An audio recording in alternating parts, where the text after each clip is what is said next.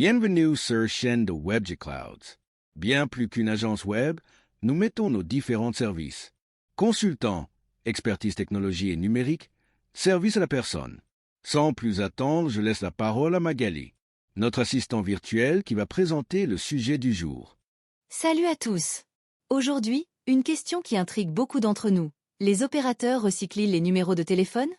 Vous êtes-vous déjà demandé ce qu'il advient de votre numéro lorsque vous changez d'opérateur ou que vous résiliez votre ligne? Eh bien, vous n'êtes pas seul.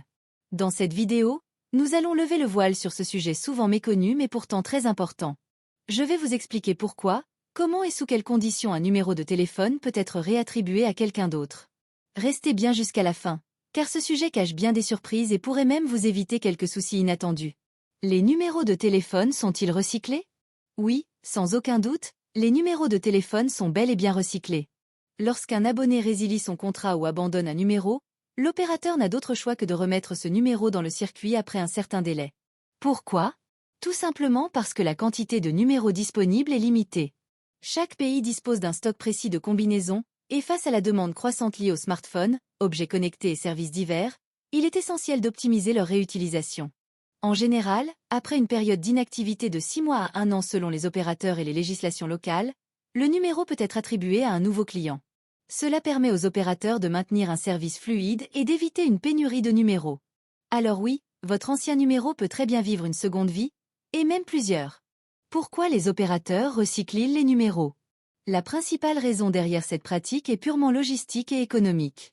Un numéro de téléphone est une ressource limitée gérée par les organismes de régulation des télécommunications dans chaque pays. Par exemple, en France, c'est l'ARCEP qui attribue les plages de numéros aux opérateurs. Une fois qu'un numéro est désactivé, il ne reste pas éternellement inutilisé.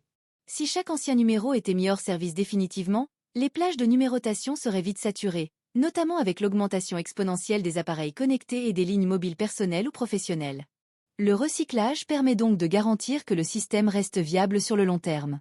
Cela optimise la gestion du stock et assure que chaque nouvelle ligne dispose d'un numéro unique sans encombrer inutilement le réseau. Les risques liés au recyclage des numéros. Ce système de réattribution n'est pourtant pas sans conséquences.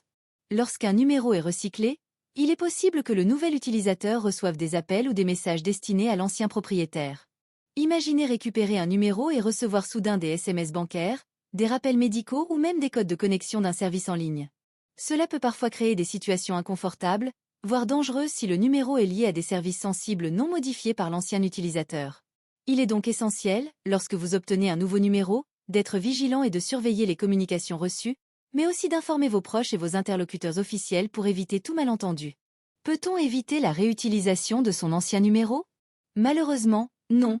Il est impossible d'empêcher le recyclage de votre numéro une fois résilié. Cependant, il existe une alternative, la portabilité. Lorsque vous changez d'opérateur, vous avez la possibilité de conserver votre numéro en effectuant une portabilité, ce qui empêche sa réattribution à quelqu'un d'autre. Mais si vous abandonnez volontairement ce numéro sans demander sa portabilité, il entrera dans la boucle du recyclage après la période de quarantaine imposée par l'opérateur. Si votre numéro a une importance particulière pour des raisons personnelles ou professionnelles, il est donc vivement recommandé d'envisager la portabilité plutôt que la résiliation simple. Les bonnes pratiques quand on change de numéro. Quand vous changez de numéro, la meilleure chose à faire est d'effectuer une transition propre et méthodique. Informez vos contacts personnels, professionnels, banque et administration. Modifiez vos informations sur les sites où votre ancien numéro est enregistré. Service de messagerie, authentification à double facteur, abonnement en ligne. Une fois que cela est fait, laissez passer quelques semaines avant d'abandonner définitivement votre ancien numéro. Ainsi, vous éviterez que vos informations sensibles tombent entre de mauvaises mains si le numéro est rapidement réattribué. Cette précaution simple peut vous éviter bien des désagréments. Conclusion. Voilà, vous savez désormais que les opérateurs recyclent bel et bien les numéros de téléphone pour des raisons économiques et logistiques. Cette pratique est encadrée et sécurisée, mais elle peut entraîner des situations surprenantes si vous ou l'ancien propriétaire n'avez pas pris le temps de bien gérer la transition. La meilleure protection reste l'anticipation. Portabilité, mise à jour de vos informations et vigilance sont vos meilleurs alliés. Alors, la prochaine fois que vous changez de numéro, pensez à ces conseils.